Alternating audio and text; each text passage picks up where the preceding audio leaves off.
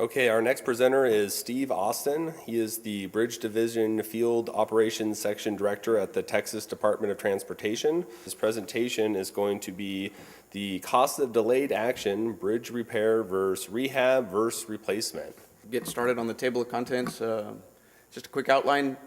I'll be covering the bridge inventory. Every good Texas presentation is an opportunity to showcase our bridge inventory, our very big bridge inventory. So I'll be talking about our bridge preservation funding options, bridge preservation examples, some bridge replacement examples, and I'll talk a little bit about some recent trends and lessons learned, and finally close with some path forward and some observations. So we've got 55,000 bridges in Texas, 36,000 on state system. Of this inventory, here I've graphed the number of bridges on the vertical axis and the age of our bridges along the x-axis. The big blue portion at the bottom is our culverts. That's 13,700 bridges that are bridge class culverts. But our about 2/3 of our bridge inventory is made up of concrete bridges. So this is pre-stressed concrete, cast in place, conventionally reinforced concrete, post-tension concrete, anything that's concrete. Then we've got a few thousand steel bridges, about 3,000 steel bridges, and then we've got just a handful of trusses and other bridge types, arches or signature cable stay bridge types. We can claim that we construct bridges very economically. Here in this, each year we track our bridge construction costs, and we pull out just the bridge components. So we're talking about from abutment to abutment, excluding the approach slabs and approach roadway work. And on average, our pre-stressed concrete eye girders come in at $62.50. Last year we had 220 of these let for construction, and the average cost of just the bridge components was $62. There at the bottom, we've got precast concrete slab beams, which had made up 57 new bridges that were let for construction in 2017, and those came in at $86.80 a square foot. And we've got a few other bridge types in there, but most common are concrete bridges. Most common new construction are concrete bridges. As far as taking care of our existing assets, we've got two main funding options. We've got the Bridge Preventive Maintenance Program that was established in 1987 following the Schoharie Creek Bridge collapse on the New York Thruway. And then we've also got a more recent $50 million allotment that was established following the FAST Act and MAP 21. And both of these are geared towards bridge preservation, taking care of our bridge inventory. We've got other district discretionary funding that's used, but that's a drop in the bucket compared to the $65 million. Unfortunately, half of the $15 million that we spend from the bridge preventive maintenance goes towards channel improvements like what we see there. You wouldn't guess it, but that channel improvement might cost on the order of $250,000. So, it goes back to the intent of the program of the Schoharie Creek collapse, bridge collapse, but highlights the importance of scour improvements and the costs of scour improvements. Just a little bit on the bridge maintenance and improvement program. It's used to extend bridge life for an additional 25 years. The focus of the program is on improving the condition of bridges. So we're focusing on bridges that are in fair condition and trying to raise them up to good condition. So we're focusing on items 58, 59, and 60, deck, superstructure, and substructure, and trying to screen out, make sure that the bridges that we're rehabilitating through the BMIP program are eligible from that perspective, and trying to address everything on the bridge to raise the deck, superstructure, and substructure to a good condition, a condition rating of 7 or better. We use the BMIP program largely for large-scale preservation projects, so this might be a major river bridge or a twin bridge across a lake, or it might be a series of bridges on the same corridor. We require a site visit for evaluation. So we'd prepare a condition survey to make sure that we address all of the items in one fell swoop. We prepare a cost estimate with consideration of bridge replacement options. So we try to do a true life cycle planning, but as you can imagine, for the 39,000 on-system bridges, this can be a daunting task to do one at a time. I think a couple of presentations yesterday and the day before focused on a lot of our deficiencies as an agency, as an industry, as a bunch of owners, in that we don't do a great job of tracking bridge preservation effectiveness. So right now we're maintaining a project list. Since the Bridge Maintenance and Improvement Program was established, we're tracking the scope of work, the cost of a particular project, and we'll be tracking the performance of preservation activities. We've gone through and tried to pull up the last 15 years worth of paint projects and trying to identify, this was a $10 million paint project. Was it effective? And trying to use that information to make decisions moving forward. Enforcing us to track these projects allows us to revisit the BMIP project selection and program objectives. Does it make sense to continue to seek a 7 as a goal for our bridge maintenance and improvement program for each of our individual projects, or is a 6 okay?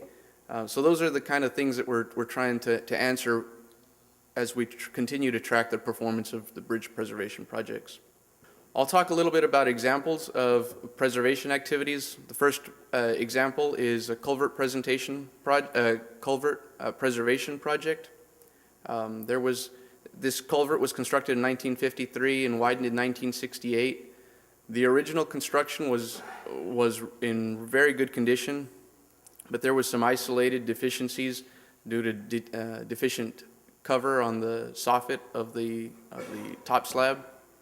So the scope of work for this project was some concrete repairs and a concrete lining to the deteriorated cell.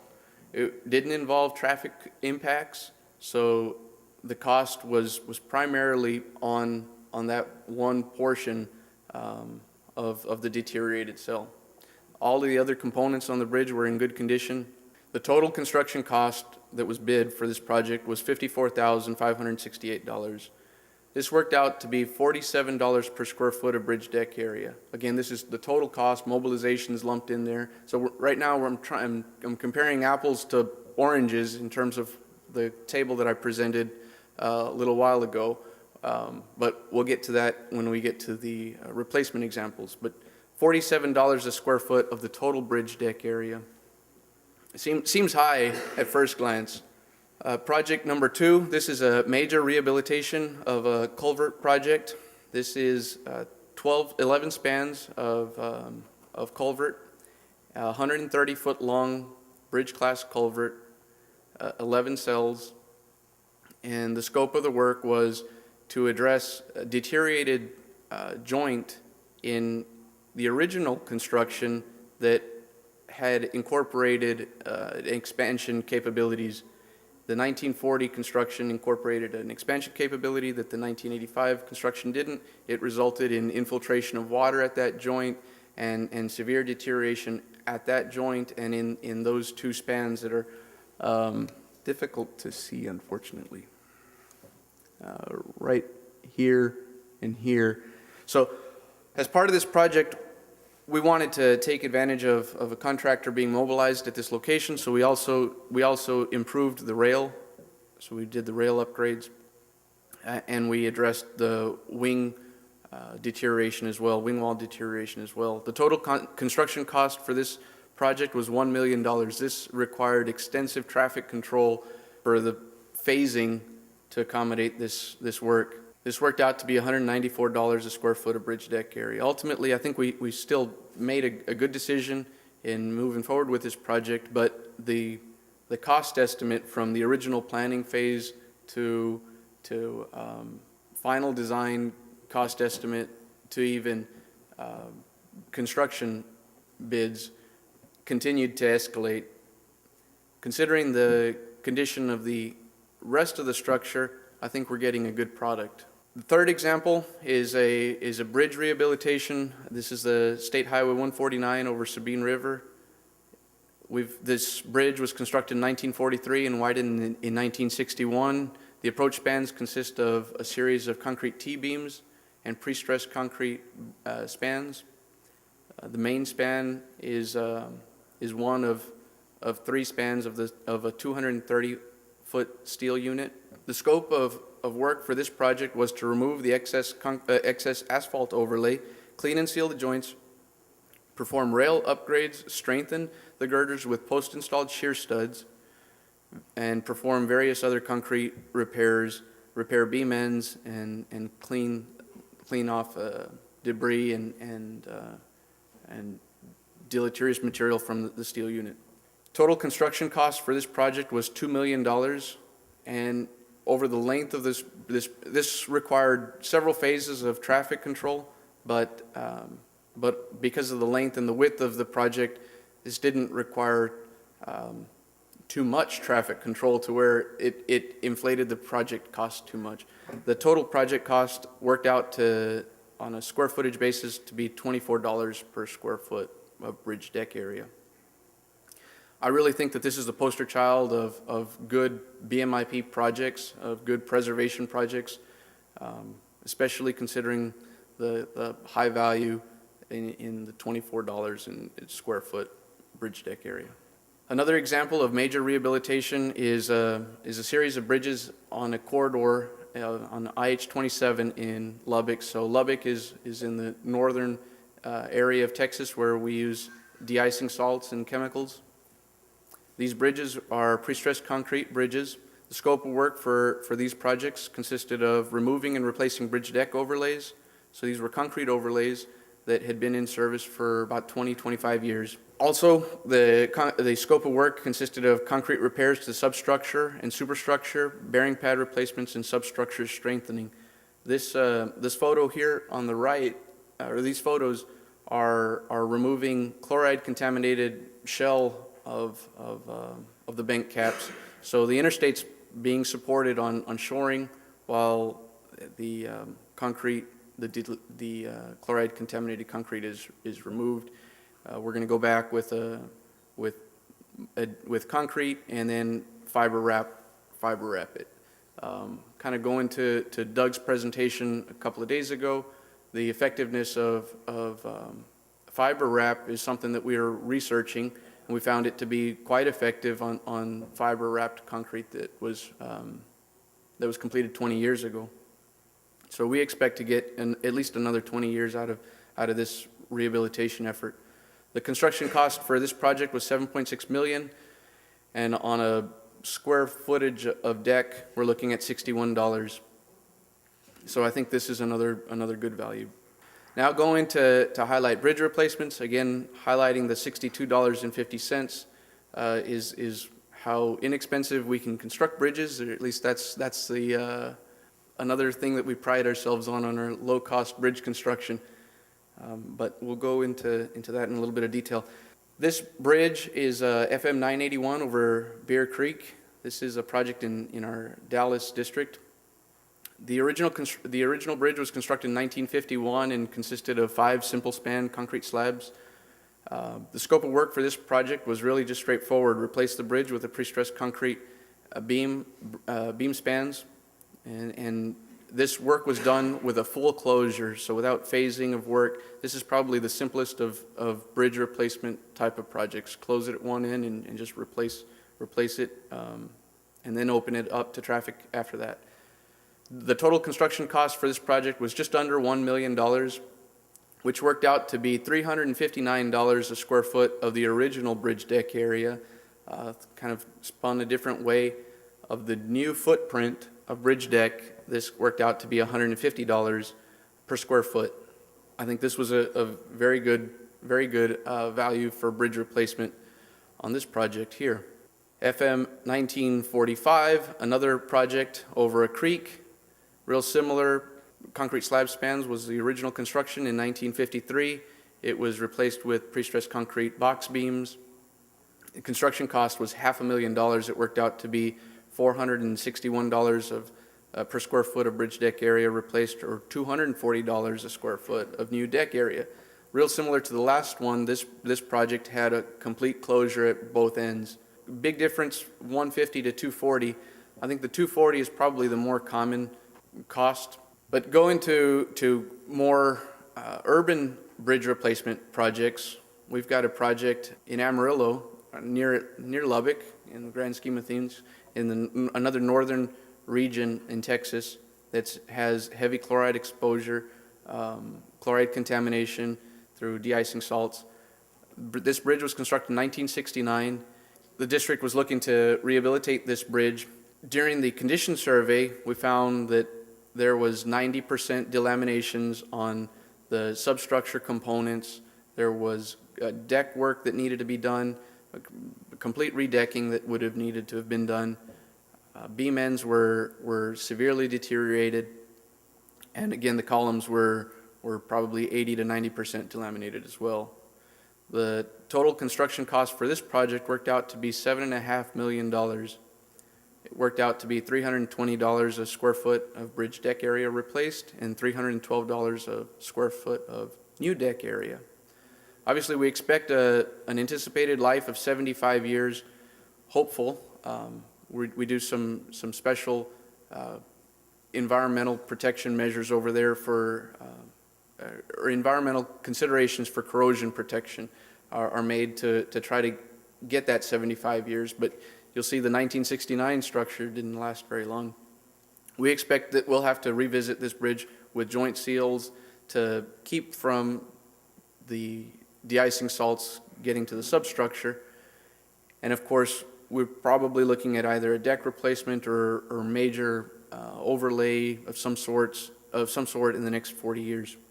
Now, this project was over the interstate. Now, if we look at a project that carries the interstate, so IH-20 over a state highway, this bridge, another example of a bridge replacement, was constructed in 1961.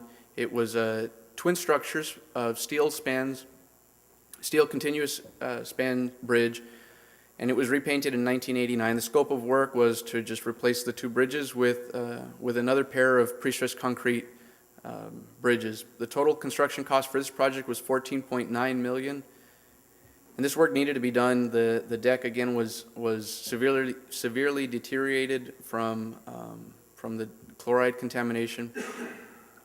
But the $14.9 million equated to $810 a square foot of bridge deck area that was replaced. Stated a different way, $487 a square foot of new deck area. So considerably greater than the $62.50 for the bridge alone. Again, anticipated life 75 years. We'll have to probably reseal our joints in the next 10 years, and we'll have some deck work in the next 40 years probably.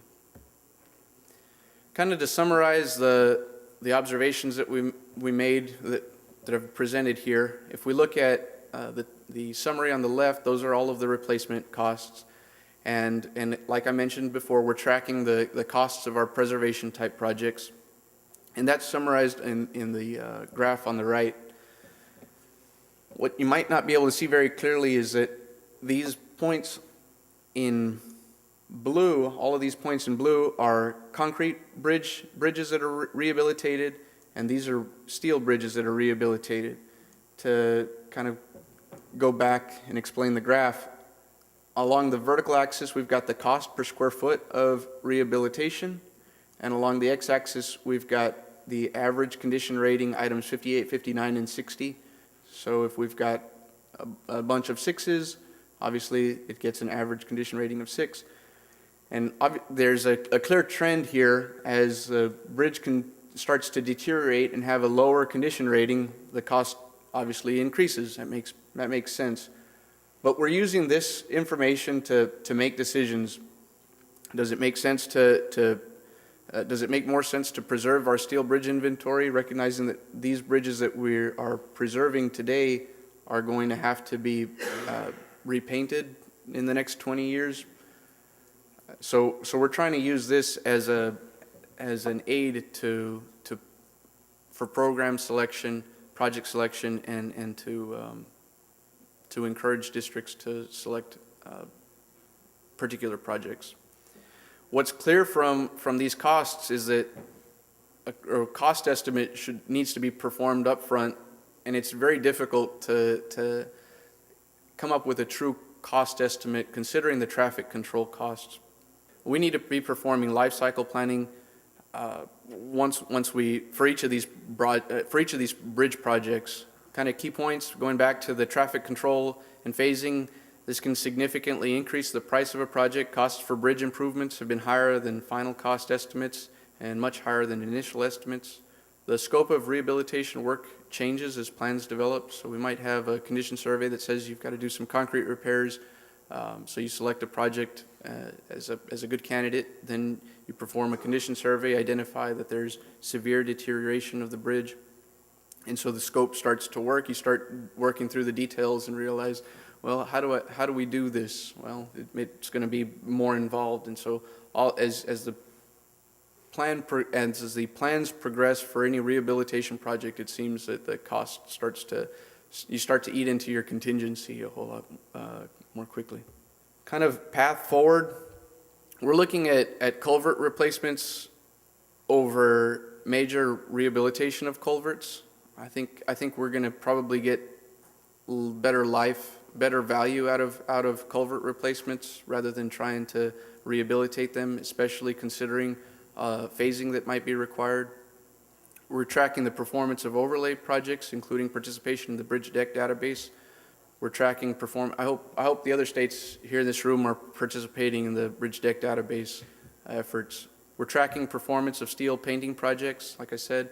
We're continuing to advance preservation efforts, including promoting the concrete repair manual that we've developed in-house and documenting bridge preservation preferences and practices. We're working on a bridge preservation guide, and it looks like a lot of other states have already advanced this. So we'll probably be stealing a lot of information from other states. To maximize use of limited funds, we encourage detours rather than several phases of work, and we'll be revisiting the requirement to satisfy a condition rating of 7 for deck, superstructure, and substructure for all bridges funded through the BMIP. Right now, we're looking at probably bringing that down to a 6. Maintain cost effectiveness on the overall program. Thank you.